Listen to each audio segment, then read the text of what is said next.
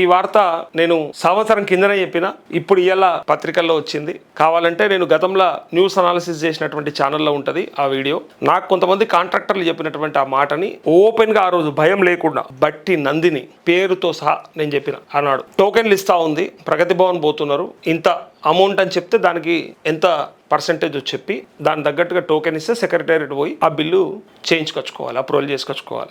Already approval అయిందే, release చేసుకొచ్చుకోవాలి. So ఎగ్జాక్ట్గా సంవత్సరం కింద నేను చెప్పినటువంటి వార్త ఇలా ఓపెన్గా ఆనాడేమో నాకు కొంతమంది సీక్రెట్గా చెప్పిండ్రు. ఆ సీక్రెట్గా చెప్పిన మాటను నేను మీ అందరికీ ఆ ఛానల్లో గతంలో చెప్పిన, ఫుల్ వైరల్ అయింది. అది నాకు కూడా ఫోన్లు వచ్చినాయి, అన్నీ అయిపోయినాయి. నీ దగ్గర సాక్ష్యం ఉందా, నువ్వు చూసినావు అంటే ఎవడొస్తాడో రండి నేను చూపిస్తా.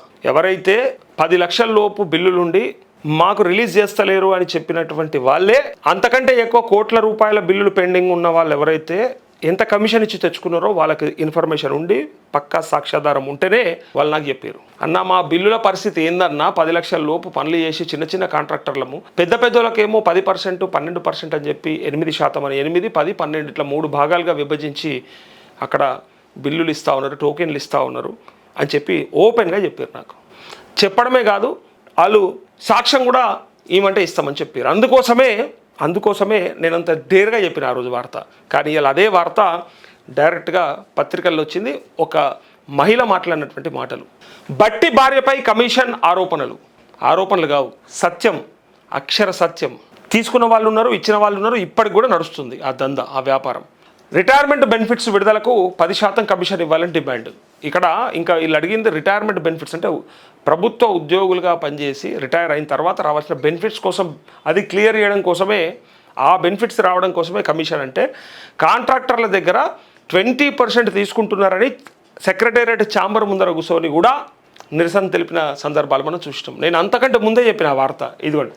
రిటైర్మెంట్ డబ్బులకు కూడా లంచమా, పర్సంటేజ్ ముట్టందే ఫైల్ కదలదు. కాంగ్రెస్ పార్టీ అనుబంధ సంఘం మహిళా నేత సంచలన ఆరోపణలు, రిటైర్డ్ ఉద్యోగుల ర్యాలీలో వ్యాఖ్యలు, సోషల్ మీడియాలో వీడియో వైరల్ అంటూ డిప్యూటీ సీఎం మల్లు బట్టి విక్రమార్క సతీమణిపై కాంగ్రెస్ అనుబంధ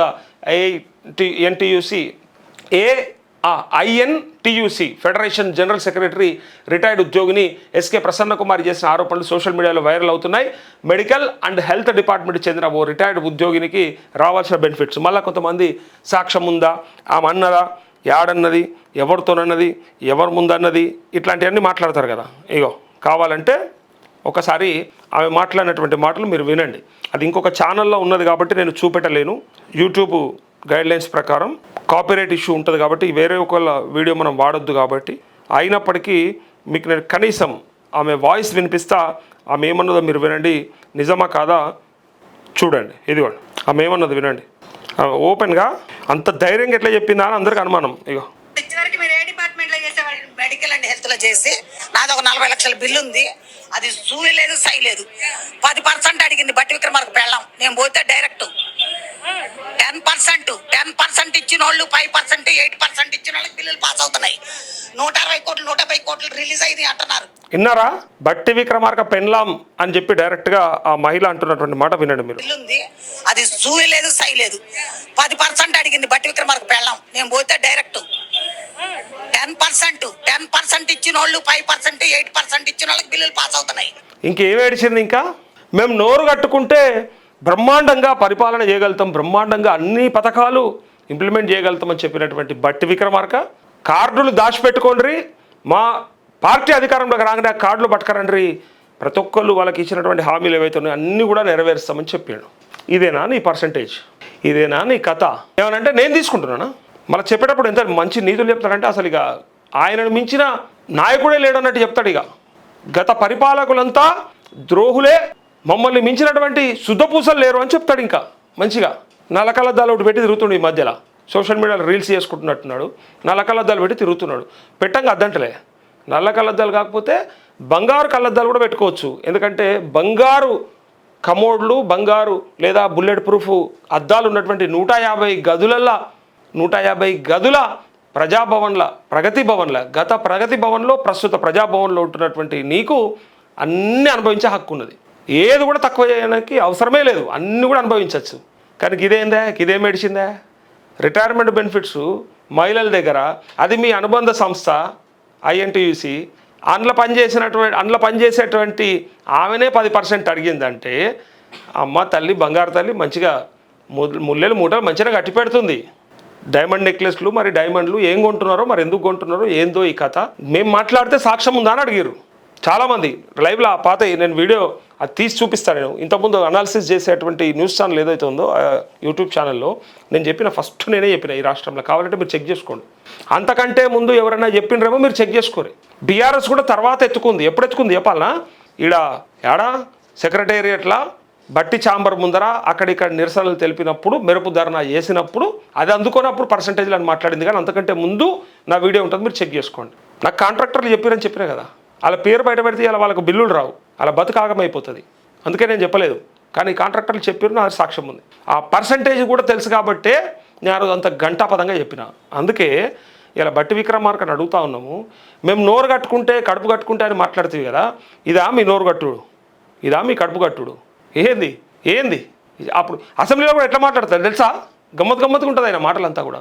ఏంది మీరు చెప్పేదేంది, మీరు చేసేదేంది, గత ప్రభుత్వ పరిపాలనలో మీరు ఇచ్చింది ఏంది అంటాడు. మీరు చేసేదేంది?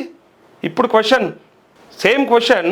ఇప్పుడు నువ్వు చేసేదేంది, మీరు చేసేదేంది, మీ సతీమణి గారు చేసేదేంది, ఆ దందా ఏంది, ఆ వ్యాపారం ఏంది, యాడికెళ్ళి రిటైర్మెంట్ బెనిఫిట్స్లోనే 10% కొడుతున్నారంటే సింగరేణి బొగ్గులు ఎంత కొడుతున్నావు, భూముల అమ్మకాల కొనుగోళ్లలో ఎంత కొడుతున్నారు, లేకపోతే కాంట్రాక్టులు ఇచ్చుట్ల ఎంత కొడుతున్నారు, కాంట్రాక్టర్లకు బిల్లులు పే చేసుట్ల ఎంత కొడుతున్నారు, ఈ రాష్ట్రంలో ఇంకా రకరకాల ఇన్వెస్ట్మెంట్ల పేరిట వస్తున్నటువంటి కంపెనీల దగ్గర ఎంత కొడుతున్నారు, ఇక లెక్కలేసుకోరు, ఇక ఊహించుకోరు, ఇక మీ ఊహకే. ఇక ఇంకో ఎవరన్నారు, అనుబంధ సంస్థ అయినటువంటి INTUC ట్రేడ్ యూనియన్ ఉంటుంది కదా, అలాది ఫెడరేషన్ జనరల్ సెక్రటరీ ఇంకా ఆమె రిటైర్డ్ ఉద్యోగిని SK ప్రసన్న కుమార్ చేసిన ఆరోపణలు సోషల్ మీడియాలో వైరల్ అవుతున్నాయి. మెడికల్ అండ్ హెల్త్ డిపార్ట్మెంట్కి చెందిన ఓ రిటైర్డ్ ఉద్యోగినికి రావాల్సిన బెనిఫిట్స్ కోసం గా బెనిఫిట్లలో కూడా కక్కుర్తి పడుతున్నారంటే వీళ్ళు కక్కుర్తి కమండలాలు తయారయ్యారు మంచిగా బ్రహ్మాండంగా. ఈయన చేసింది పెండింగ్లో ఉన్న విషయాన్ని తాను బట్టి విక్రమార్క సతీమణి వద్ద ప్రస్తావించగా ఆమె 10% కమిషన్ అడిగారని ప్రసన్న కుమార్ ఆరోపించారు. 10%, వాహ్ బ్రహ్మాండం కదా. 40 లక్షల పెండింగ్ బిల్లులు విడుదలకు 4 లక్షల రూపాయలు డిమాండ్ చేశారు. అవేమి వాళ్ళు ఇచ్చేది కాదు, వాళ్ళ ఇంట్లో కాదు, బట్టి విక్రమార్క ఏం సంపాదించినవి కావు. కానీ ప్రభుత్వం నుంచి సంతకం పెట్టాలంటే, ఇట్లా ఇవ్వాలంటే కోడి గెలికినట్టు ఆయన ఇట్లా గెలకాలి కదా, ఇట్లా సంతకం. ఆ సంతకం కోసానికే ఆ 4 లక్షల రూపాయలు. 40 లక్షల రూపాయల కాడనే 4 లక్షలు దొబ్బుతురే, తింటున్నారే. ఒక 400 కోట్ల లెక్కేసుకుంటే ఇక 40 కోట్లు ఇట్లా లెక్కేసుకుంటూ పోతుంటే మీరు ఈ ప్రభుత్వంలో విడుదల చేస్తున్నటువంటి ప్రతి పనికి మొన్న ఒక 5,000 కోట్లు దేనికి, మన ఏందా ఇది ఏమంటారు, మన మూసి ప్రక్షాళన కోసం ఒక 5,000 కోట్లు అన్నారు కదా, తెస్తున్నాము పెడుతున్నాము అన్నారు కదా. ఇక దాన్ని లెక్కేసుకోరు మీరు. ఇక 10% ఎంత, 500 ఏంది? ఇప్పుడు మిమ్మల్ని కూడా ఏంది అనాలనిపిస్తుంది. ఆయన అంటుండే కదా ఏంది కేటీఆర్ అనేది ఏంది, కేసీఆర్ అనేది ఏంది, ఎవరు మాట్లాడేది ఏంది అని అనేటోడు. ఇలా మరి నీదేంది కథ? 4 లక్షలు డిమాండ్ చేస్తారని ఆగ్రహం వ్యక్తం చేశారు. ఇందిరా పార్క్ వద్ద రిటైర్డ్ ఉద్యోగులు చేపట్టిన భారీ నిరసన కార్యక్రమంలో భాగంగా మీడియా ప్రతినిధులతో మాట్లాడుతూ ఆమె చేసిన వ్యాఖ్యలు ఇప్పుడు సోషల్ మీడియాలో సంచలనాత్మకంగా మారాయి.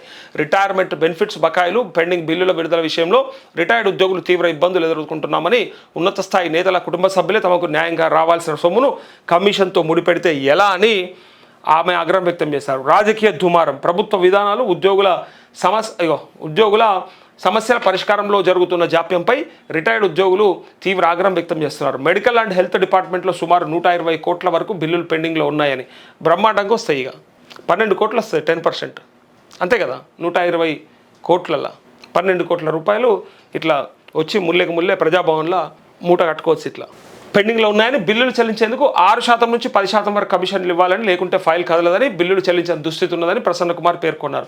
కాంగ్రెస్ అనుబంధ సంఘం నాయకురాలే డిప్యూటీ సీఎం బట్టి భార్యపై లంచం అడిగారంటూ ఆరోపణలు గుప్పించడం రాష్ట్ర రాజకీయాల్లో దుమారం రేపుతున్నది. దీనిపై అధికారిక వర్గాల నుంచి స్పందన రావాల్సింది ఉన్నది అంటూ నేను మాట్లాడినాడు పేరుతో సహా, బట్టి నందిని అని పేరుతో సహా చెప్తే నీకేమెరక, నువ్వు చూసినావా, సాక్ష్యం ఉందా, కాకరకాయ ఉందా, వంకాయ ఉందా, టమాటా ఉందా అని అడుగుతారు. ఇలా మరి మంచిగా పచ్చిమిరపకాయలే వెళ్ళినాయి బయటికి, కారంగా. గుంటూరు మిరపకాయ లెక్కనే బ్రహ్మాండంగా ఓపెన్ అప్ అయిపోయింది. ఇప్పుడు ఈ కారం తట్టుకోలేక యాడుకురుతారు. ఇప్పుడు హరిగలు 10 లక్షల లోపు చిన్న కాంట్రాక్టర్లు, గత ప్రభుత్వంలో పనిచేసిన వాళ్ళు, కేసీఆర్ ఎగబెట్టిపోయాడు, లేదా కేసీఆర్ ఆపిపోయిండు, లేదా కేసీఆర్ ఇవ్వకుండా పోయిండు, కేసీఆర్ నట్టేట ముంచిపోయిండు అని అనుకుంటే అనుకుందాం ప్రభుత్వం అన్నాక పెండింగ్ ఉండదా అనేటోడు మత్తుగా అంటారు. కానీ అనుకున్నా వీళ్ళకేమైంది, ఏం రోగం పుట్టింది, ఇయ్యచ్చు కదా పాపం వీళ్ళకు అని మనం మాట్లాడినాం. అప్పుడు వాళ్ళు వాళ్ళ బాధ చెప్పుకున్నారు. అన్న 10% ఇస్తేనే బయటపడుతున్నాయి అన్నా, లేకపోతే పైసలు ఉత్తలేవన్నా, మేము ఆగమైపోయినామన్నా, మమ్మల్ని ఆగం చేసిర్రన్నా అని చెప్పి వాళ్ళు మొర పెట్టుకుంటే ఆ మొర నేను వార్త రూపంలో వేస్తే ఫుల్ వైరల్ అయింది ఆ వీడియో. అది బ్రహ్మాండంగా వైరల్ అయింది అది.